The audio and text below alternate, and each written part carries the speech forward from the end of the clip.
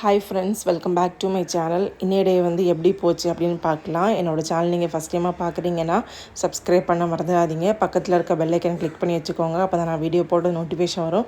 நீங்களும் video miss பண்ணாமல் பார்ப்பீங்க. வாங்க இப்போ வீடியோ கண்டினியூ பண்ணலாம். நேற்று பார்த்தீங்கன்னா வீடியோ வந்து போட முடியல என்னால். ஏன்னா முந்தினத்துக்கு வந்து வீடியோ எடுக்கலை. மே 2 வந்து வீடியோ எடுக்கலை. மே 3 எடுத்த வீடியோ தான் இது. இப்போ மே 4 நீங்கள் இன்றைக்கி பார்த்துட்ருக்கீங்க. மே 2 பார்த்தீங்கன்னா எங்கள் அப்பா அம்மாவோட வெட்டிங் ஆனிவர்சரி. 2 பேருமே இப்போ என் கூட இல்லை. ஸோ அதனால் அன்றைக்கி வந்து எனக்கு வீடியோ எடுக்கிறதுக்கு பெருசாக வந்து மூடு இல்லை. ஸோ அதனால் வீடியோவே எடுக்கலை. அப்பா அம்மா இருந்த டைமில் வெட்டிங் ஆனிவர்சரி அப்படின்னா வந்து கொஞ்சம் நல்லா இருக்கும். அப்படின்னா அன்றைக்கி வந்து சദ്യயெல்லாம் பண்ணுவோம். எங்களால் முடிஞ்ச அளவுக்கு சின்ன சദ്യயெல்லாம் பண்ணுவோம். அப்புறம் அன்றைக்கி வந்து காலையில் கோயிலுக்கு போவோம். அப்பா அம்மா இருந்த டைமில் ஏதாச்சும் ஒரு ஒரு இனிப்பு வைப்போம், பாயசம் வைப்போம். அந்த மாதிரி ஜாலியாக போவோம் அன்றைக்கி டே. எனக்கு கொஞ்சம் விவரம் தெரிஞ்சதுலேருந்து வந்து கேக்கெல்லாம் கட் பண்ண ஸ்டார்ட் பண்ணிட்டேன். நான் காலேஜ் போனதுக்கப்புறம் வந்து கேக் வாங்கிட்டு வருவேன். அம்மா அப்பா தெரியாமல் ஃப்ரிட்ஜில் வச்சு அப்புறம் வந்து கேக் கட் பண்ணுறது அந்த மாதிரிலாம் பண்ணுவேன். அப்புறம் வந்து அப்பா இறந்ததுக்கப்புறம் வந்து பார்த்திங்கன்னா அதுக்கப்புறம் உள்ள வெட்டிங் ஆனிவர்சரி எதுவுமே அம்மா வந்து பெருசாக செலிப்ரேட் பண்ணுறது அந்த மாதிரிலாம் எதுவுமே இல்லை. வீட்டில் வந்து ஒரு சദ്യ பண்ணுவோம். கண்டிப்பாக சദ്യ பண்ணுவோம். பண்ணி வந்து அப்பாவுக்கு வந்து படையல் மாதிரி வைப்போம். அப்பாவோட ஃபோட்டோவுக்கு வந்து ஹாரம் போடுவோம். இந்த மாதிரி தான் நடந்துகிட்டே இருக்கோம். இப்போ அம்மாவும் இல்லை. ஸோ நான் வந்து 2 பேருக்குமே வந்து சாப்பாடு பண்ணி படையல் பண்ணி ஹாரம்லாம் வாங்கி போட்டு ஃபோட்டோவுக்கு எனக்கு அதெல்லாம் வந்து முடியல. அதெல்லாம் எனக்கு பண்ணுறதுக்கே வந்து தோணலை. ஸோ அதனால் வந்து அன்னைய டே வந்து வீடியோவும் எடுக்கலை. பெருசாக நான் சமைக்கவும் இல்லை. அந்த டேயே வந்து எனக்கு ஒரு மாதிரி ஃபீலிங்காகவே இருந்துச்சு. ஸோ அதனால தான் நான் வந்து நேற்றுக்கு வீடியோ போட முடியல. நேற்றுக்கு மே 3 என்ன டேன்னு பார்த்தீங்கன்னா என்னோடய பர்த்டே. என்னோடய பர்த்டே பார்த்திங்கன்னா நான் பிறந்த நாள் அப்படின்னு சொல்கிறாங்க. நான் பிறந்த நாள் வந்து என்ன இவ்வளோ நாளும் வந்து செலிப்ரேஷன்லாம் இருந்துச்சு. அப்பா இருந்தவரை நல்ல செலிப்ரேஷனாக இருந்துச்சு. அப்பா இறந்ததுக்கப்புறம் வந்து அம்மா வந்து எப்படியாச்சும் எனக்கு வந்து ட்ரெஸ் வாங்கி கொடுக்குறது, கேக் வாங்கி கொடுக்குறது, இதெல்லாம் வந்து என்ன அந்த டே வந்து ஹாப்பியாக வச்சுருப்பாங்க. அம்மா இருந்த டைமில். அம்மா இறந்ததுக்கப்புறம் பார்த்திங்கன்னா இந்த வருஷம் தான் என்னோடய ஃபஸ்ட்டு பர்த்டே. எங்கள் அப்பா அம்மா இல்லாத பர்த்டே. ஆனால் என் ஹஸ்பண்ட் வந்து அதெல்லாம் வந்து இந்த குறையெல்லாம் தீர்ப்பாங்க. ஆனால் இந்த வருஷம் வந்து எனக்கு எதுவுமே வேணாம் அப்படின்னு நான் வந்து சொல்லிட்டேன். அப்படின்னா வந்து எது பண்ணணுனாலும் வந்து கேக் கட் பண்ணுவாங்க. இல்லைனா வந்து வீட்டில் வந்து சദ്യ பண்ணுவோம். அது நான் தான் பண்ணணும். அதனால் வந்து வேண்டாம் அப்படின்னு விட்டுட்டேன். அது மட்டும் இல்லாமல் வெளியே போகிற பிளானே இல்லை. வெளியே போகவே வேணாம், எனக்கு இந்த பர்த்டேயே இனிமேல் செலிப்ரேட்டே பண்ண வேணாம், பர்த்டேயே வேணாம் அப்படின்னு வந்து யோசிச்சிட்டேன். அதுக்கப்புறம் பார்த்திங்கன்னா நேத்திக்கு பார்த்திங்கன்னா ரிஷிக்கு வந்து உடம்பு சரியில்லை. ஸோ அதனால் வந்து எனக்கு என்ன பண்ணுறதுனே தெரியல. நேத்திக்கு ரிஷிக்கு உடம்பு சரியில்லை, ஹஸ்பண்டுக்கு உடம்பு சரியில்லை 2 நாள் முன்னாடி. ஸோ வீட்டில் எல்லாருக்குமே வந்து மாறி மாறி வந்துக்கிட்டு இருக்குது. அடுத்து எனக்கு தான் வரும்னு நினைக்கிறேன்.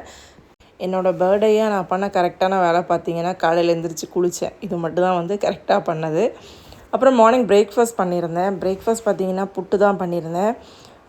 ஹஸ்பண்டுக்கு வந்து அரி புட்டு, எனக்கு வந்து கோதுமை புட்டு, அப்புறம் ரிஷிக்கு பார்த்திங்கன்னா உப்புமா. ஏன்னா 3 பேருக்கும் 3 டிஷ் பண்ணணும். புட்டு பண்ணுறோம்னா, ஏன்னா எனக்கு அரி புட்டு பிடிக்காது, அவங்களுக்கு கோதுமை புட்டு பிடிக்காது. ரிஷிக்கு பார்த்திங்கன்னா அவனுக்கு வந்து புட்டே பிடிக்காது. அதனால் வந்து அவனுக்கு வந்து உப்புமா பண்ணேன். ஆனால் இதில் என்ன ட்விஸ்ட்டு பார்த்திங்கன்னா ரிஷி வந்து சாப்பிடவே இல்லை உப்புமா. ஏன்னு பார்த்தீங்கன்னா அவனுக்கு உப்புமா பிடிக்கும். ஆனால் வந்து ஏன் சாப்பிட்ல அப்படின்னு எனக்கு தெரியல. ஒரு 10 மணி வரை அவன் வந்து சாப்பிடாமலே உட்காந்துருந்தான். என்னாச்சு இவனுக்கு பிடிக்கலையா இருக்கும் அப்படின்னு நான் வந்து ஆம்லேட் போட்டு கொடுத்தேன். அதுவுமே சாப்பிட்ல. அப்புறம் தான் பார்க்குறேன் பாடியெல்லாம் வந்து ரொம்ப ஹீட்டாக இருக்குது. ரொம்ப ஹீட்டாக இருந்துச்சு. டக்குன்னு வந்து நல்லா ஆக்டிவாக தான் இருந்தான் காலையில். டக்குன்னு ஒரு 10 மணிக்கு மேலே வந்து ரொம்ப ஹீட் ஆயிடுச்சு.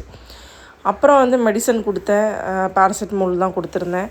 கொஞ்ச நேரத்தில் வந்து ஓகே ஆயிடுவான் அப்படின்னு நினச்சேன். ஒரு 6 ஹவர்ஸில் வந்து பார்த்தப்போ அவன் ஓகே ஆகலை. மறுபடியும் வந்து பாடி ரொம்ப ஹீட்டாகவே இருக்குது. மறுபடியும் வந்து மருந்து கொடுத்தேன்.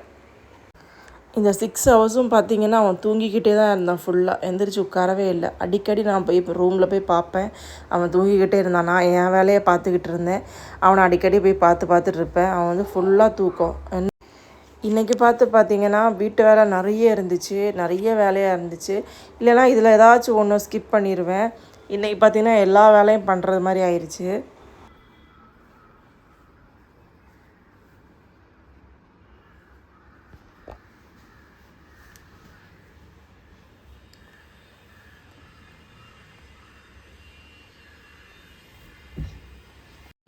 எனக்கே வந்து ரொம்ப கஷ்டமாக போச்சு, என்னடா இவன் எந்திரிக்கவே மாட்டேங்கிறானே அப்படின்னு. அதனால் அதிலேயே நான் மறந்துட்டேன், நான் அன்றைக்கி பிறந்த நாள் அப்படின்னு அதிலே வந்து நான் மறந்துட்டேன். அவனும் எதுவும் சாப்பிட மாட்டேங்கிறான். ஹஸ்பண்டும் பார்த்திங்கன்னா அவங்களுக்கு உடம்பு சரியில்லாதனால அவங்களும் பெருசாக வந்து சாப்பிட்றதில்ல. ஸோ எனக்கு மட்டும் எதுக்கு வந்து சாதம் வைக்கணும் அப்படின்னு வந்து மத்தியானமும் புட்டு தான் நான் பண்ணியிருந்தேன். ஏன்னா வந்து குருமா இருந்துச்சு, கடலை குருமா இருந்துச்சு. ஸோ அதனால் வந்து 2 பேருக்கும் புட்டு பண்ணோம். அவங்களும் புட்டு போதும் அப்படின்னு சொல்லிட்டாங்க. ரிஷிக்கு பார்த்திங்கன்னா ப்ரெட் வாங்கிட்டு வந்துருந்தாங்க, ப்ரெட்டு தான் கொடுத்தேன். அவன் வந்து 2 ப்ரெட்டு சாப்பிட்டது நேற்றுக்கு. அதுக்கப்புறம் வந்து எதுவுமே சாப்பிடவே இல்லை.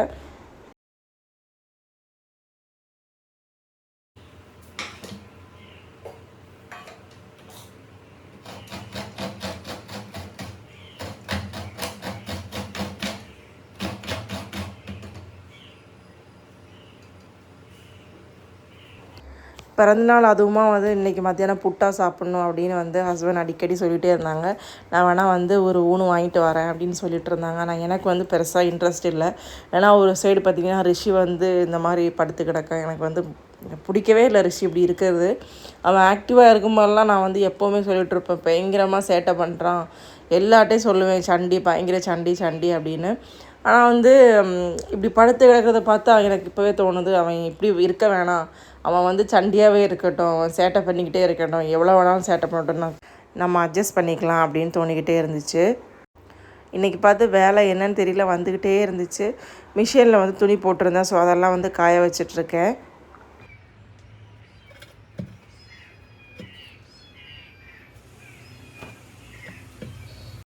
இன்றைக்கி மத்தியானம் பார்த்திங்கன்னா சாப்பாடு பண்ணல, அது மட்டும்தான் ரெஸ்ட்டு.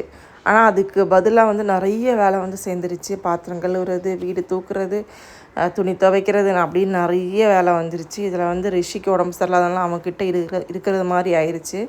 ஏன்னா வந்து அவன் என்னை விட்டு பிரியவே மாட்டேங்கிறான். அவனுக்கு வந்து உடம்பு சரியில்லாதனால தான் இப்படி. எல்லாருமே அப்படி தான் இருப்பாங்க, உடம்பு சரியில்லைன்னா வந்து அம்மா கிட்ட ஒட்டிக்கிட்டே இருப்பாங்க. இவனும் அதே மாதிரி தான்.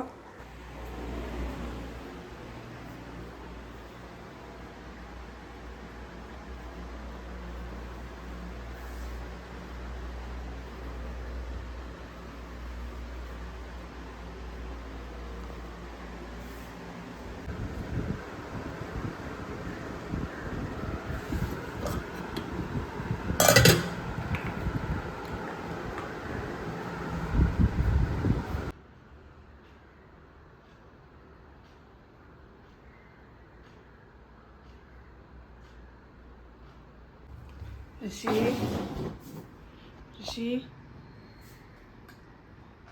ரிஷி, ரிஷி, ரிஷி,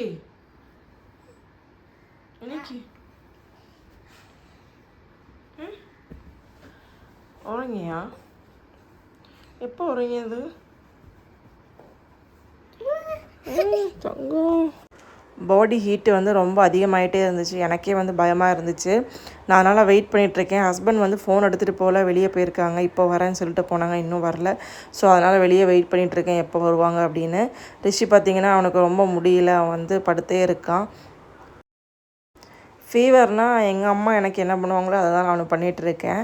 இந்த துணியில் வந்து தண்ணி நனைச்சி நம்ம வந்து நெத்தியில் அப்புறம் வந்து உடம்புலலாம் தேய்ப்பாங்கள்ல, அது மாதிரி நானும் பண்ணிகிட்ருக்கேன்.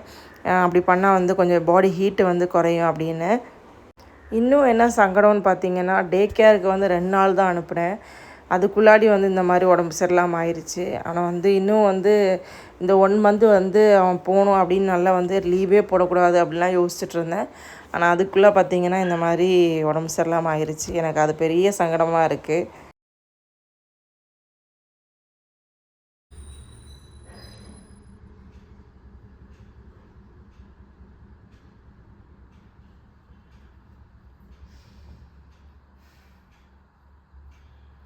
சூடு இல்லை மக்களா, சரி வைக்கட்டுமா? சரி வைக்கட்டும் மக்களா.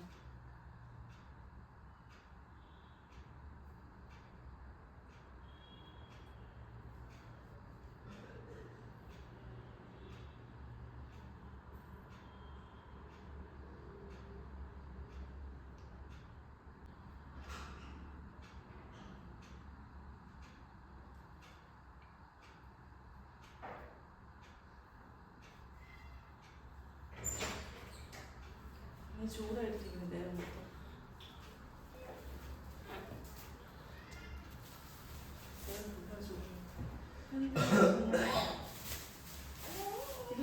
ஹஸ்பண்ட் பார்த்திங்கன்னா எனக்கு பர்த்டேனால கேக்கு வாங்குறதுக்காக போயிருந்தாங்க. சரி இன்றைக்கி பர்த்டே இல்லை, ஒரு பீஸ் கேக்காச்சும் நீ சாப்பிட்ணும் அப்படின்னு கேக் வாங்குறதுக்காக போயிருந்தாங்க. ஃபோன் வேறு எடுத்துகிட்டு போகல. வந்ததும் பார்த்திங்கன்னா டக்கு டக்குன்னு நாங்கள் வந்து கிளம்பிட்டோம் ஹாஸ்பிட்டல் போகிறதுக்காக. இன்னும் வந்து நம்ம வச்சுட்டு இருந்தோன்னா வந்து நைட்டு நல்லா ஹீட் ஆயிடுச்சுன்னா அப்புறம் ஹாஸ்பிட்டல் போனால் டாக்டர்லாம் இருக்க மாட்டாங்க. ஸோ அதனால் இப்போவே போயிடலாம், போய் வந்து செக் பண்ணிடலாம். மருந்து இப்போ தான் கொடுத்துருக்கேன். ஆனாலும் வந்து 6 ஹவர்ஸுக்கு அப்புறம் கொடுத்தப்புறம் வந்து பாடி ஹீட்டு வந்து கம்மியாகவே இல்லை. அதனால் வந்து போய்க்கலாம். நம்ம வந்து இருந்து வெயிட் பண்ணி நம்ம டென்ஷன் ஆகிறத விட நம்ம ஹாஸ்பிட்டல் போயிட்டு வந்துடலாம் அப்படின்னு நாங்கள் வந்து கிளம்பிட்டோம். கூப்பிட்டு கேட்டோம், இன்றைக்கி சண்டேனால டாக்டர் இருப்பாங்களா அப்படின்னு தெரியல. கேட்டப்போ வந்து 7:30 வரை இருப்பாங்க அப்படின்னாங்க. நாங்கள் வந்து வீட்டில் 7 o'clock தான் கூப்பிட்டு கேட்டோம். 30 மினிட்ஸில் போய் சேர்ந்துட முடியுமா அப்படின்னு தெரியல. எங்கள் வீட்டிலேருந்து ஒரு 30 மினிட்ஸ் தூரம் இருக்கும். எங்கள் ஊர் பக்கத்துலேயே டாக்டர்ஸ் இருக்காங்க. ஆனாலும் எப்போவுமே காமிக்கிறவங்கள காமிக்கலாம் அப்படி தான் போயிட்டுருந்தோம்.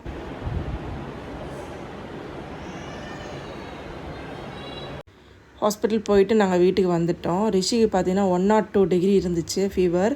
ஸோ அவங்க வந்து மருந்து கொடுத்துருந்தாங்க. அப்புறம் சப்போஸ்டிவ் வச்சுருந்தாங்க. 4 டேஸில் வந்து ரிவ்யூ கொடுத்துருக்காங்க, முடியலன்னா மறுபடியும் போகிறதுக்காக. ஸோ இப்போ வந்து கொஞ்சம் பரவாயில்ல. இன்றைக்கி நான் வந்து மார்னிங் தான் வீடியோ வந்து எடிட் பண்ணிகிட்ருக்கேன். இப்போ அவனுக்கு வந்து கொஞ்சம் பரவாயில்ல. பாடி ஹீட்டு வந்து கொஞ்சம் கம்மியாக இருக்குது. ஹஸ்பண்ட் வாங்கிட்டு வந்த கேக்கை வந்து நான் பார்த்துட்டு இருந்தேன், என்ன கேக்கு அப்படின்னு. அப்படியே வந்து கொஞ்சமாக கேக் எடுத்து சாப்பிட்டேன். ரிஷிக்கு வந்து கொடுக்க முடியல, ஏன்னா வந்து அவனுக்கு உடம்பு சரியில்லை, ஃப்ரிட்ஜில் வச்சது. அதனால் நான் மட்டும் லைட்டாக வந்து சாப்பிட்டுட்டு இருந்தேன். அவனை வந்து காமிக்கிறேன் எங்கே இருக்கா அப்படின்னு. அவனுக்கு வந்து பன்னு ப்ரெட்டு அந்த மாதிரிலாம் வாங்கிட்டு வந்துருந்தாங்க. ஸோ அதை வந்து அவனுக்கு கொடுத்தேன். அவ்வளோதான் ஃப்ரெண்ட்ஸ், இந்த வீடியோ வந்து நான் இதோட முடிச்சுக்கிறேன். இந்த வீடியோ உங்களுக்கு பிடிச்சிருக்குன்னா லைக் பண்ணுங்கள், சப்ஸ்கிரைப் பண்ணுங்கள். அடுத்த ஒரு சூப்பரான வீடியோவில் பார்க்கலாம். அது வரைக்கும் பாய் ஃப்ரெண்ட்ஸ்.